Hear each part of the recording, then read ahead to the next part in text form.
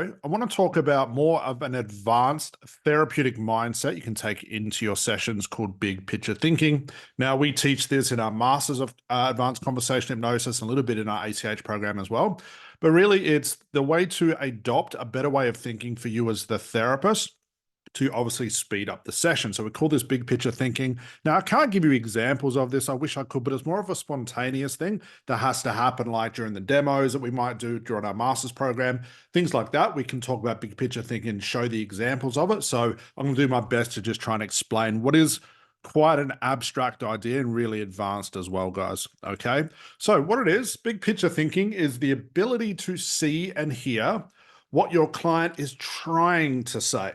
Okay, that's the key word here, trying to say. Remember, your client's problem, as we all know, is unconscious, but we're using consciousness to try and explain what is unconscious. And a lot of times, in pretty much all cases, our clients will get confused. They'll struggle to find the right words. They'll try and explain what they think the problem is, although in the back of their mind, they know they're not really explaining it well. And this is really the dichotomy of working with clients, is we have to remember this, that what they're telling us is just their conclusion. It's their confusion's way of telling us what they think the problem is. And we know as therapists, we cannot believe this. So what this is, big picture thinking, the ability to see and hear what your client is trying to say. It's really a form of mind reading that will drastically speed up unconscious moments, getting unconscious and conscious insights, something called naturally emerging phenomena. These are the aha moments or the insights. These are the resources that our clients come up with. We all know this is like new types of thinking around the problem. So big picture thinking is how we do this. And it's for you as the therapist to adopt. It's not a specific set of questions you ask your client. It's the way I want you to think. What this does as well, guys, it gets you, breaks us free, or breaks you guys free of getting stuck in the same place of asking the same questions, using the same strategy, and not having any foresight about what is really going on with your client. So this is what I ask myself in any session to drastically speed up everything, okay? I'm always asking, what is my client trying to say?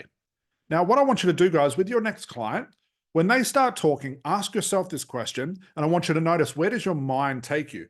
Does it see you stop getting caught in the same monotonous thinking, like, okay, I think it's this or I think it's that? You start to see sort of beyond that. You sort of start to see, what is my client really trying to tell me? What's the picture they're trying to paint me? So already we break free of just that real low level and low tier thinking for you as a therapist. So what is my client trying to say? I also ask myself, what is my client not telling me? Remember, if a client's problem is unconscious, what they're telling me is not what they really mean. And I know this for a fact with most people. Even when I talk to people just in general public, I know what they're telling me is not what they really want to tell me. It's the same thing, especially the same thing when it comes to therapy. What is my client not telling me? And this could be in the case like, what is my client wanting to say, but they can't? Maybe they can't find the words. You'll find that sometimes your clients will get confused and frustrated, not out of the fact of having the problem and not being able to solve it, but to try and find the words to really explain what's going on. And this can actually be a good thing, we know, if we take a client to right on the edge of their ability to explain the problem. Outside of that, we know that's where the insights start. It's really a place where language doesn't exist. Okay, that's where we're trying to take them. And you having this mindset, guys, what is my client wanting to tell me, but they can't? Maybe a client doesn't want to tell us something because they're embarrassed. You've got to ask yourself these questions, guys. So what is missing for this client in regards to their problem? If they have a problem, what are they looking for instead? What are they trying to tell us? What does my client not tell me? What can't they tell me? What is missing for my client? What are they looking for? And already these ideas, when you ask yourself these questions, break you free of just the mundane, monotonous thinking that gets therapists caught in the same place.